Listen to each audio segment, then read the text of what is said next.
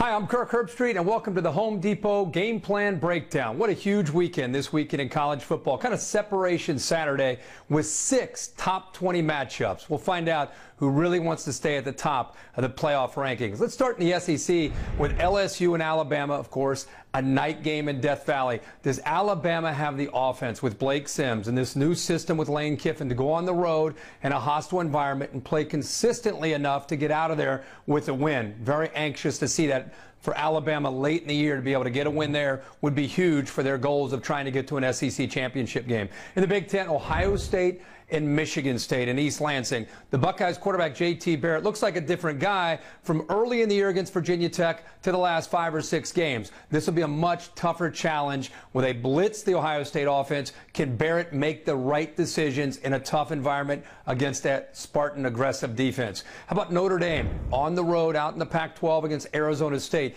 The Irish, without one of their leaders, Joe Schmidt, on defense, will have to rely, in my opinion, on Everett Golson to outscore a very athletic Arizona State team.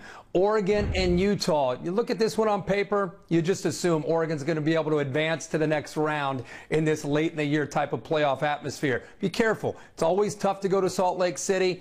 Strange things happen there. Oregon better be ready and avoid the potential upset there against the Utes. Oklahoma and Baylor in the Big 12. Oklahoma, a defense that early in the year looked like it would be one of the better defenses in the country, but have a propensity of giving up the big plays. They have to stop that this week against Bryce Petty if they want to be able to knock off the Baylor Bears at home. How about TCU and Kansas State? After TCU won last week in Morgantown and the fashion in which they did, in my opinion, if they beat Kansas State Saturday at home, they are on their way to being in the Final Four. There is a lot at stake for the Horned Frogs as they try to get Trevon Boykin and the Horned Frog offense back on track against a very determined Kansas State defense.